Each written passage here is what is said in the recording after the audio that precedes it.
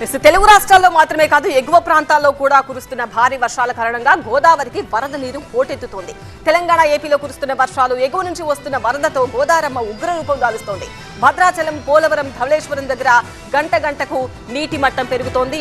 చూస్తున్నాం మనం ప్రస్తుతం భద్రాచలం దగ్గర నీటి మట్టం దృశ్యాలు. అలాగే పోలవరం దగ్గర నీటి మట్టం 31.65 మీటర్లు ఉన్నట్టుగా తెలుస్తోంది. ఇక ధవళేశ్వరం దగ్గర ప్రస్తుత నీటి మట్టం 13.78 అడుగులుగా ఉంది. ఎగువ ప్రాంతాల్లో కురుస్తున్న భారీ వర్షాల కారణంగా గోదావరి ఉగ్ర రూపం దాల్చింది. నీటి మట్టం క్రమక్రమంగా పెరుగుతున్న పరిస్థితి కనిపిస్తోంది. భద్రాచలం దగ్గర కూడా గోదావరి ఉప్పొంగుతున్న దృశ్యాలు మనం చూడొచ్చు. ఎగువన కురుస్తున్న వర్షాలతో గంట గంటకు నీటి మట్టం పెరుగుతోంది. ఇప్పటికే 37 అడుగులకు చేరుకుంది నీటి మట్టం. అక్కడ 43 అడుగులకు చేరితే గనక మొదటి ప్రమాద హెచ్చరిక జారీ చేస్తారు. దిగువన పోలవరానికి 6,56,000 క్యూసెక్కుల నీటిని వదిలేస్తున్నారు.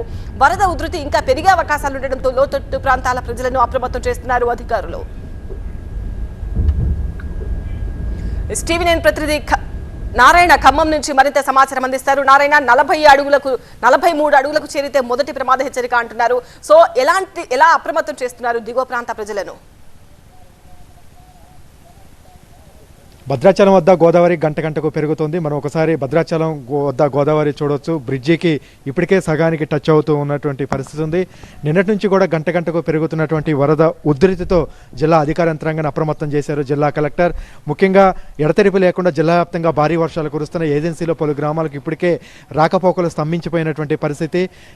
గోదావరి క్యాచ్మెంట్ ఏరియా ఎగువ ప్రాంతాలలో భారీ వర్షాలు కురుస్తున్నటువంటి నేపథ్యంలో ఇంద్రావతి కానీ ఇతర ప్రాంతాల నుంచి భారీగా వరద వచ్చే అవకాశం ఉందనేది హెచ్చరికలు నేపథ్యంలో సాయంత్రానికి 40 అడుగులకు చేరుతుందనేది ఒక అంచనా వేస్తున్నారు. ఈ నేపథ్యంలోనే చెర్ల, దుమ్ముగూడెం, భద్రాచలంలో ముంపు ప్రాంత ప్రజల్ని పునరావాస కేంద్రాలకు తరలించడానికి అధికార యంత్రాంగం ఇప్పటికే సన్నద్ధమైంది. తాలిపేరు ప్రాజెక్టు ఛత్తీస్గఢ్ ఎగువన కురుస్తున్నటువంటి భారీ వర్షాలతో తాలిపేరు ప్రాజెక్టుకు నిన్నటి నుంచి కూడా పెద్ద ఎత్తున వరద వస్తుంది.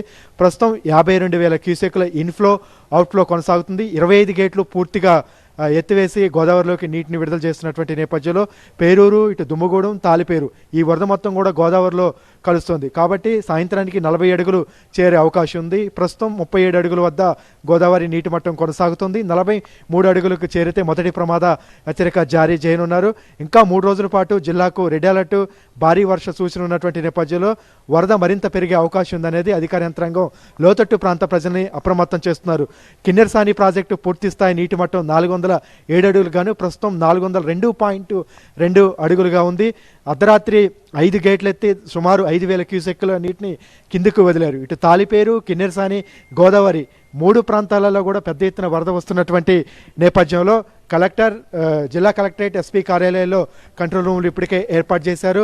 చెర్ల, దుమ్ముగూడెం మండలాల్లో ఉన్నటువంటి లోతట్టు ప్రాంత ప్రజలను ఇప్పటికే మొదటి ప్రమాద హెచ్చరికకు చేరుకోగానే ఎన్ని గ్రామాలు ఎఫెక్ట్ అయితే వాళ్ళని గుర్తించి పునరావాస కేంద్రాలు తరలించడానికి అయితే సిద్ధంగా ఉన్నారు.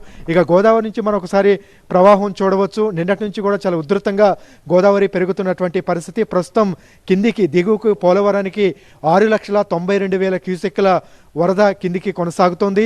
అయితే కిందనున్నటువంటి కోనవరం, చింతూరు వద్ద ఒరిస్సా నుంచి భారీ వర్షాలు, వరదలు వస్తున్నటువంటి నేపథ్యంలో శబరికి ప్రస్తుతం 38 అడుగులకి చేరుకుంది.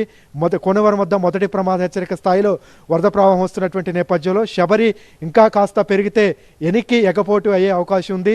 ఆ నేపథ్యంలోనే గోదావరి వరద ప్రవాహం కిందికి సాఫీగా వెళ్ళే అవకాశం ఉండదు అనేది అధికారులు భావిస్తున్నారు. కాబట్టి వరద మరింత 43 అడుగులు మొదటి ప్రమాద హెచ్చరిక దాటి మరింత పెరిగే అవకాశం ఉంది. ఈ నేపథ్యంలోనే పోలవరం విలీన మండలాలలో ఇప్పటికే దాదాపుగా 50 గ్రామాలకు రాకపోకలు స్తంభించాయి. పలు వాగులు, వంకలు కూడా పొంగుతున్నాయి. మన భద్రాచలం నుంచి వరిసాలి జాతీయ రహదారి మీద ఇప్పటికే భారీగా వరద నీరు వచ్చి చేరింది. ఇటు ఛత్తీస్గఢ్, కుంటా, సుక్మాకి వెళ్ళేటువంటి జాతీయ రహదారి మీదకి వరద నీరు రావడంతో చెట్టి వద్దే పూర్తిగా ఎక్కడికెక్కడ వాహనాలు నిలిచిపోయి ఇటు చింతూరు నుంచి వరిసా వెళ్ళేటువంటి జాతీయ రహదారి మీద కూడా పలు చోట్ల పెద్ద ఎత్తున కూడా వరద వచ్చింది. భద్రాచలం నుంచి ఛత్తీస్గఢ్, ఒరిస్సా, ఏపీకి వెళ్ళే రహదారి మీద పెద్ద ఎత్తున వరద వచ్చినటువంటి నేపథ్యంలో ఈ 3 రాష్ట్రాలకు, తెలంగాణ నుంచి 3 రాష్ట్రాలకు వెళ్ళే రాకపోకలు కూడా పూర్తిగా నిలిచిపోయి ఎక్కడికెక్కడే గూడ్స్, ఇటు భారీ వాహనాలు నిలిచిపోయినటువంటి పరిస్థితి. ప్రస్తుతం మొదటి ప్రమాద హెచ్చరిక దగ్గరలో ఇటు కోనవరం వద్ద శబరి, ఇటు గోదావరి పెద్ద ఎత్తున కూడా ప్రవహిస్తున్నటువంటి నేపథ్యంలో ఇంకాస్త వరద ప్రవాహం పెరిగితే ఎలాంటి జాగ్రత్తలు తీసుకోవాలి, ముంపు ప్రాంత ప్రజలు ఏ గ్రామాలు ఎఫెక్ట్ అయితే అనేది అధికార యంత్రాంగం ఇప్పటికే గుర్తించింది.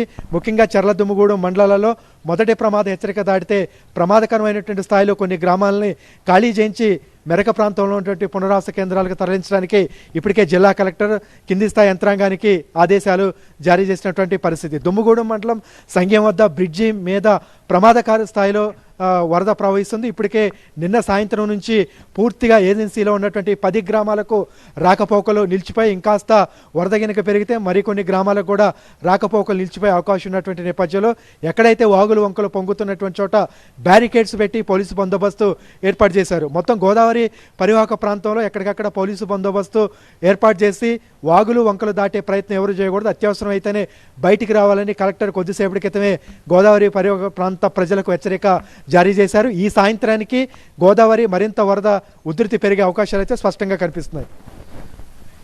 రైట్ నారాయణ, అది భద్రాచలం వద్ద నుంచి మనం డ్రోన్ దృశ్యాలు చూస్తున్నాము. భద్రాచలం దగ్గర గోదావరి ఏ స్థాయిలో ఉప్పొంగి ప్రవహిస్తుందో ఈ దృశ్యాలు టీవీ స్క్రీన్ పైన ఎక్స్క్లూజివ్ గా చూడొచ్చు. ఎగువన కురుస్తున్న వర్షాలతో గంటకు నీటి మట్టం అయితే పెరుగుతోంది.